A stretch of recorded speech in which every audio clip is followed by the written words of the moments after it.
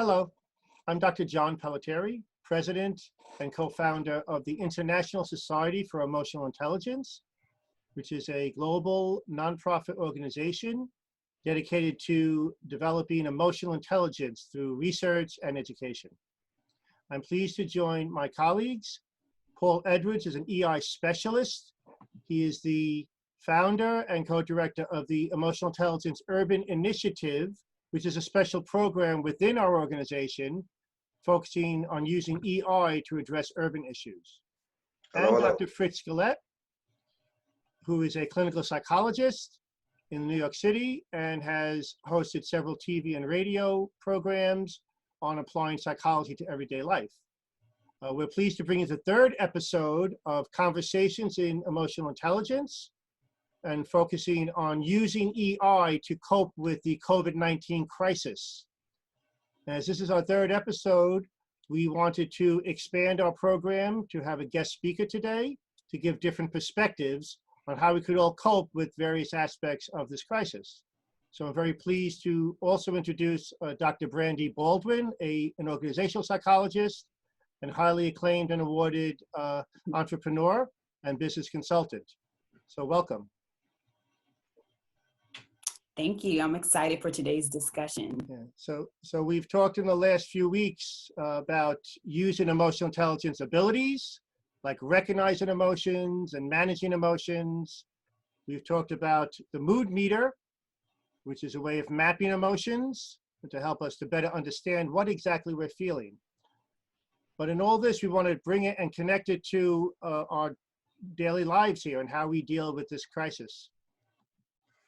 And I'm glad we have a guest in the room because Paul and John and I, we've been talking for a few weeks, but we wanted to get different perspectives on what it's like to be living and coping in a pandemic United States. We also wanted a woman's perspective too. So, I don't know if I can speak for all women, but we'll see how that goes. So, Dr. Baldwin, can you tell us a little bit about some of the work you do, and then maybe share how some of that is relevant to the current topic? Absolutely. So, I am a college professor turned entrepreneur. A lot of people don't know that I spent 12 years going to college and going to school and getting degrees only to take matters into my own hands and become an entrepreneur. So my mom wasn't too happy about that, but I think that one of the things that people need to understand is the importance of taking some of that institutional knowledge, my background in organizational leadership, in psychology, and also in education, and really bringing it in an entrepreneurial sense to the marketplace. And we can get a lot done and see a lot of innovations there. So that was my goal in kind of taking that path. I think that what I've learned over the years with consulting with organizations is, the importance of having employees, leaders who are mentally sound, who are able to cope with the variety of changes that you experience in corporate America, even in a pre-pandemic society. And I think that, when you have the American culture of working 40 plus hours a week, having to manage, our children's schedules and their schoolwork and managing finances and everything in between, having emotional competence, having to be able to cope is not only about the home life, but it's really about your performance on the job. And at the end of the day, it's about your ability to enjoy life. And I think that those of us who are able to cope, whether it was prior to this time and even more importantly now, are going to be the ones who are going to last in the long run and then pass down those positive skills to their children and to their community. So I'm excited to be talking about this. You're speaking a lot about this idea of work-life balance. So you seem to have a lot of experience in helping people in businesses settings to cope and to be good leaders, but also to have a productive home life, that idea of work-life balance. That Absolutely is very much a part of overall well-being. Absolutely. And I think that one of the things that makes it relevant now is so many Americans in particular, their work is a part of their identity. So what happens when you lose your job, you lose your title, or you're no longer in that context of being able to go into the city and ride the train and go to the big building?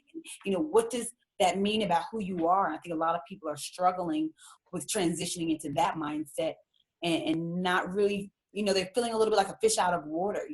Who am I? How do I cope now when I've been, knee deep in my work for years? And it's very, very relevant. So, yeah. So A number of the people I've been working with and talking to have said that they've had difficulty keeping track of time, keeping track of what day of the week it is. So that definitely speaks true to people's sense of organization and identity being tied up in a schedule that they no longer have access to. Yes. I think that's a great point. A great point that Dr. Brandi made it a point of saying your identity. Our identity sometimes is so tied up in our title, or our Gucci bag, or so how do we still feel valid? How do we keep our how do you think, Dr. Brandi, we keep our I'm fighting for the word, I guess, our self-esteem? How do we still feel relevant when we're not working anymore? Right. What do you think? Absolutely. And you know what? My answer kind of goes back to Dr. Fritz, what you mentioned with regard to schedule. I don't know what day it is. I don't know what time it is. We've spent so many years having other people define for us what we should do with our time, how we should spend our time, and who we are and our identity based on that. And so I think that the first step in terms of getting that kind of self-esteem back and getting, recalibrating our emotions is understanding that this is a great opportunity for us now to define that for ourselves. It's like when you're growing up and your parents tell you what to do at every step of the way, but then at some point you have to transition and make those decisions for yourself. I think that a lot of people are really waking up right now, realizing that I haven't actually been in control of my schedule. I haven't actually been in control of my identity, or I haven't been in control of those things. There really are these forces that have been operating around me that have forced me into this machine, so to speak.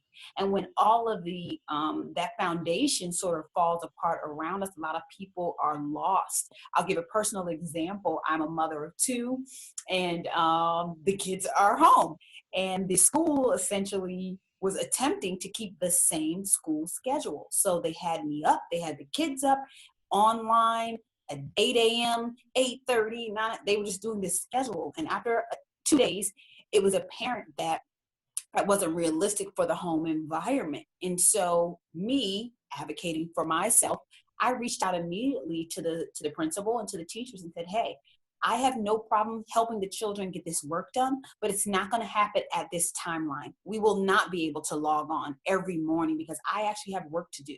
The kids are transitioning mentally into what this new normal is for them.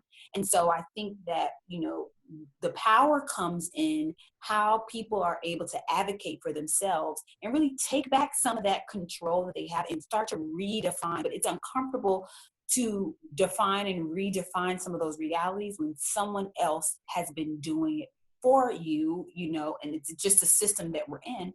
And it's even more uncomfortable when you haven't realized that that's what's been happening. And so you're trying to struggle. And I think mentally, when it comes to just the mental health aspect, there are some things that people can do to start to cope. And the first thing is really having that mindset that, hey, I have some things I can actually control amidst a lot that I can't control.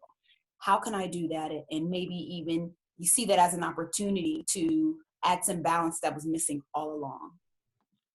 So you have multiple levels of stress, because so now the teachers want to keep a similar schedule. So you have an individual now, a parent who is stressed out. Maybe they're not working. Maybe they're unemployed. Then they have to deal with the children too. They're giving you the same schedule that they had, so that doesn't. So we have there's multiple levels of stress taking place, I guess, that we have to manage. We are at And a here's the thing. juncture where we're having the autonomy and the freedom to be the author of our own destiny. So it's a big adjustment, and this big adjustment is very stressful. And I think keeping in line with what we've been talking about in this podcast, which is, I guess, essentially working on the emotional intelligence tools to recognize within the self that there are certain feelings that you may have about all of this change, and the ability to recognize, lean into it, and actually even transition into other feeling states. So this, what you're bringing, Dr. Brandi, you're bringing in here a great perspective, because you're kind of helping us connect this to what a lot of people are dealing with, having to make a huge adjustment from just not only schedule, but also for the first time. Wouldn't it be great to be able to be the author of your own schedule? Well, for a lot of people, not so much. Yeah, Yes, absolutely. I was struck too, and along building on what Fritz was saying, like how we redefine and recreate and be the authors of our own destiny in this real disequilibrium, this global disequilibrium, this global transitional time. I was struck at Dr. Baldwin, how you said about recalibrate emotions. Because I think it's important to understand what we need to do, but then how do we actually do it? I think that's what maybe some of our listeners might benefit from. So I really like that idea of recalibrating emotions. So is there something maybe that you have done, or even the people you've consulted with, clients, how have they recalibrated their emotions? Yes.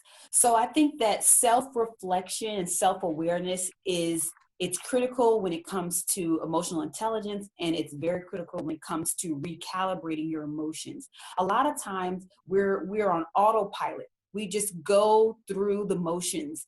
And I think that we have to be aware of our triggers. So think about the example I just gave. Because the schedule from the school was stressing me out, I realized I was actually stressing my children out. I was being very short with them. I was being a little snippy. I was, their mood was off.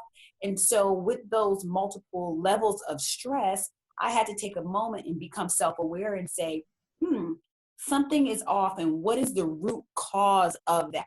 We're not dealing with symptoms anymore. And those people that are going to, because they are not able to cope effectively, that are kind of on pause right now, and they're just kind of holding on for dear life, saying, I can't deal with the feelings that I'm feeling. But just once they flip the switch and the world goes back to everything, then I just want to hurry up and get back to work. They're going to miss a golden opportunity here. So when you talk about how, the first step is recognizing and naming a thing. Being able to articulate the emotions that you're feeling are very important. It's as simple as sitting down and saying, how am I feeling this week? Okay, I'm feeling anxious. Okay, I'm feeling angry. I'm feeling frustrated. I'm feeling, name them. The second thing you want to do when it comes to emotional triggers is identify why. Why are you feeling this way? And maybe actually before that is the what. Okay, so, but the what is less important than the why. The reason why I say this is because we all have something that's called emotional appraisals. We appraise situations, or we measure the value of situations based on our mindset, our worldview, maybe our faith, what we believe. And so what people can do is identify the emotions that they feel. What or where are they coming from? Oh, it's coming from because I don't have any money in my bank account. It's coming because, the groceries are running low. Okay, that's fine. The next thing is why. And a lot of time when you go to the why, it's deeper than something right now. It's something that maybe can point back to your childhood. It's something that maybe you have had it needed to address. The most emotionally competent people, and people who have a higher emotional intelligence, it's not that they are able to kind of like manage their emotions any better, but there's something about them that where they're able to acknowledge and lean in and address things, which is difficult, that sometimes other people are not. And I think that running away from emotions, kind of pushing them down, which a lot of us do to cope, is not going to be the strategy for right now. So that emotional recalibration, I'm going to kind of skip to the end of that process, is really at the end, identifying what you can change and choosing to feel different. I know this is going to sound so stupid to some people. How am I going to choose to be different? But, I don't have any money. I don't know what to do next. I am confused. Well, guess what? Why be confused and not have any money and not know what's next and still be stressed out and depressed? Why not choose to not focus on the things that you can't control so that at least there's some peace in the midst of a storm. Again, I'm infusing some different sort of levels of understanding with this, but there are a lot of people right now that are listening to this who they haven't stopped. They haven't taken a moment to pause. They haven't taken a moment to breathe. And they have a false sense of security because they opted to follow the school schedule with the kids, and the kids are still getting work done. And they've opted, or maybe some of them still, they're working, or they're piecing together work, or their stimulus check just hit, and they still have a false sense of security in the external things instead of focusing on the internal strength. What about the next crisis? What about the next thing that happens? We don't want to be on an emotional roller coaster when we can really build the muscles, just like working out right now, to say, if I didn't learn anything else, I learned maybe how resilient I'm not. I learned maybe that I don't have those coping skills that I should have had. Some adults right now, literally, they emotionally have reverted to their 6 or 7-year-old self, a time when maybe they experienced a trauma, or a time, why? Because it's never been managed. So I think that those who, I don't want to, me, I can talk, but I want to give you guys a perspective on this too. But I think that if anything, those who have really been set off and kind of emotionally triggered during this pandemic that we're in, I would venture to say that a part of their anxiety and inability to maybe cope as effectively as they will want to is because over the years, there are some other things they haven't addressed as well. And so I don't want us to get advice only thinking about this COVID, scenario that we're in right now. I want to really help people understand that how you're dealing with today's trauma is really related to previous trauma. So how can you kind of maybe go back and start to peel back those layers of some other things you maybe need to address? In a previous episode, and I think in the last episode, Paul brought up that we need to become aware of our previous triggers. Because during times of stress, such as these, our fuse is shorter. And if we have a better awareness of what our triggers are, we can then be engage in enacting things to help lower our stress responses and adapt more or respond more adaptively to what's happening around us. And would it be fair to say that if we constantly work on this emotional intelligence now during this crisis, that it was, because there's going to be some level of post-traumatic stress disorder in some people, right? Now, after this is over. But if we're learning to practice this EI during this crisis, is it fair to say that might alleviate the post stress? You think? What do you think? No, I agree. Dr. Brandi is saying a lot of very interesting things here, a lot to unpackage. One of it is about coping, and prior experiences, prior triggers are make things more complicated in the current crisis. So that's one thing. That self-awareness is a very important part of developing effective and adaptive responses. But you also spoke to something else that I think is very important and fascinating. The idea of reframing the crisis as an opportunity. In other words, building real resiliency. You said not just about this crisis, what about the next crisis, right? Hopefully it won't be a pandemic, but it might be something else. And then the crisis after that. So how do we build this internal resiliency that's not necessarily dependent on external forces, but an internal resiliency? And it reminds me of something that I share with my graduate students at Queens College often. The Chinese symbol for crisis is a combination of two other symbols. And the two other symbols that make up crisis are danger and opportunity. So wow. Crisis is danger and opportunity. And you're looking at that opportunity in the current crisis here, which is a very resilient mindset that can help bring us forward. So danger, despite the fact that it is dangerous, there is opportunity. There's still room for growth, hope, so. And you know what, I want to talk about that. I love that point of danger. I didn't know that about, that was a great bit of information that I'm going to use and share. I'll give you the credit that I learned that from you. But I think that when it comes to our appraisal, right, and how we are able to reframe, we have to think about real versus perceived danger. There are some people sitting in their homes that don't know not one person that has been infected, that is fine and healthy, that's in a climate that's enjoying wonderful weather. Like where I live, I have wonderful weather. That has a job, you know, that still has income. And they are still causing themselves, because of how they are analyzing and appraising this situation, they're high stress. It's perceived danger versus real danger. This is the difference between sort of the evolved human, right? Because in primitive times, that fight or flight response was there when the lion showed up or when we really were in danger. But now, because we have external stimuli that we plug into and we have the choice to turn it off, like the news, some people are watching a death ticker for 5 hours a day on television and wondering why they can't sleep, they can't eat, they're having heart palpitations and they feel sick. But if they really look in their household, their kids are fine. Their family members are safe. They have a decent job. Things are not as bad as they seem. And I think that us understanding reality versus our perceived reality is very important. I watched The Matrix for the first time the other day. I never got it years and years ago. And like my family members were like raving. I was like, I don't get it. But I was like, I just want to watch this. You know, like I have extra time.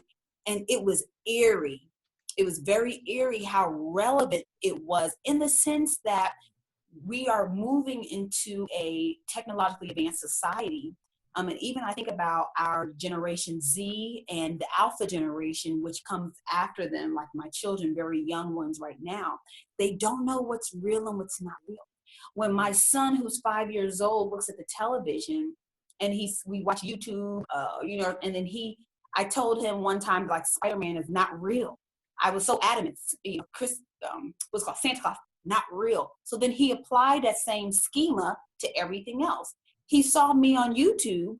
He saw one of my interviews that I did on PBS, and he was stunned. He was looking at me like, she's right here in the house. But I have this idea that if I see it on a screen, it's not real, right? And so I'm just using that example to say how a lot of us have to be aware of what is triggering our anxiety. What is the stimulus around us that we can control? I had someone, and I told them, I said, I don't watch the news. I haven't watched the news in 4 or 5 years. And they said, but don't you feel like you're not aware of what's going on in the world? I said, I actually feel like I haven't missed a beat. If it's something I really need to know, a family member or a colleague or somebody will tell me, but I'm fine. I choose not to do that because I spiraled into a deep depression from watching the news in college. How many shootings were in Philadelphia week after week. But what did I do even back then? I was self-aware that something was triggering a negative emotional response, and I made the choice to turn it off. So many times in our society now, because we've been primed and programmed to think that we have to be plugged in. I have to know what's next. We're not taking back that control. And I think that when you talk about danger and opportunity, it's such a balancing act that we have to do between understanding, how are we really not safe right now, today, in this moment? Or do we just need to take some precautions when we go out and go shopping? And, you know, and even then, am I in danger when I go to the grocery store? I, in my mind, don't allow myself to believe that I'm in danger going out. And so, but we have the control to do that. And I think that it's so hard. People are addicted to stress. Stress has become the new normal. Stress is such a part of our lives that sometimes we feel awkward just sitting down by ourselves, having quiet, turning the TV off. You know, some people, they say, I feel almost ashamed that I don't have anything to do. I'm thinking, isn't that interesting? I think that for those people who are able to unplug and are able to honor themselves over the news, over their jobs, over what the school says, I honor myself, and I teach my children and my colleagues and people, honor yourself, honor your emotions, because somehow along the way we've been taught, even by school, the kids say that school's boring. They're not engaged in school, but we have been trained that you still sit there and you still participate, even though with the teachers telling you, you know, it's not going to be relevant to your life. You know? That is a very important point. Yeah, no, the idea of honoring yourself, and in doing that, you're making a choice. You talked about, making a choice to take charge of your life and to, deal with what you can deal with. And I very much like the point here before we finish up, the idea of perceived dangers versus actual dangers. Perceived dangers make the stress that much more intense, when in fact, we want to have an accurate, balanced view of what is the actual danger and stress, so we could deal with it effectively. So, so our closing statements here. Let final thoughts before we wrap up. I think that this is truly a time for self-empowerment, that we can still self-empower. Some of the things that Dr. Brandi said, that there is, this is a great time to grow, And I love that we're talking about autonomy, resilience, self-empowerment, the ability to make a choice, even recognizing this crisis as an opportunity for us, many of us, it's a first time where we could be at cause rather than effect in terms of designing our life. And we may have enough time and autonomy right now to finally take control of our lives in a way that we might not have been able to when we were in the prior hamster wheel. And lastly, my thought here is that as we work through this transition, it is a disequilibrium. It's very uncomfortable. We don't want to deny that. It's very difficult. It's very uncertain. But this process of self-definition and reconstructing your life out of the ashes of this pandemic will be a difficult process, but well worth it. And here's where the skills of emotional intelligence, to recognize our feelings, to work with those feelings, and to channel them in a productive way, that's where emotional intelligence can be the key or the tool to help us get through these transitions as we go forward from this crisis. Absolutely. Yeah, my final thought would be focus less on the things that you want to change on the outside. The millennials are talking about get that book done, start that podcast, get your summer body together, all of these external things. If you don't use this time to get those things done, you didn't use your time wisely. I'm going to actually have a little bit of a different perspective on. I'm going to, say, focus on the inside, focus on your peace, focus on resolving anger issues, focus on building that resilience. And one of the things I love about emotional intelligence and being emotionally confident, it's knowing and understanding what emotions are relevant and valuable in different situations and different scenarios. And I think that the more that people are able to understand the value of adapting and adaptability, the value of discomfort, and sometimes the more uncomfortable something is, if we work through that, then this time next year, it's off your list. What's challenging for Johnny may not be challenging for me. Same situation, but because we've taken the time to work through that, not use Band-Aid approaches, but really work through that. So I'm excited that you all are doing this work. And at the end of the day, the one thing that we do have control over is our mind. And emotional intelligence is such a powerful tool that can free so many people and empower people to advocate for themselves in small ways, to set boundaries, and to be resilient in the face of these type of challenges. Thank you. Okay. Thank you, Dr. Brandi. Thank you. Paul Edwards, Dr. Fritz Gillette, thank you for joining us. And we look forward to the 4th episode of Conversations in Emotional Intelligence. All of our podcasts will be available at the International Society website, which is www.emotionalintelligencesociety.org. That's one word, emotionalintelligencesociety.org, and you can find past and our future podcasts there. And again, we're all in this together, and we'll all get through it together. Take care. Take care.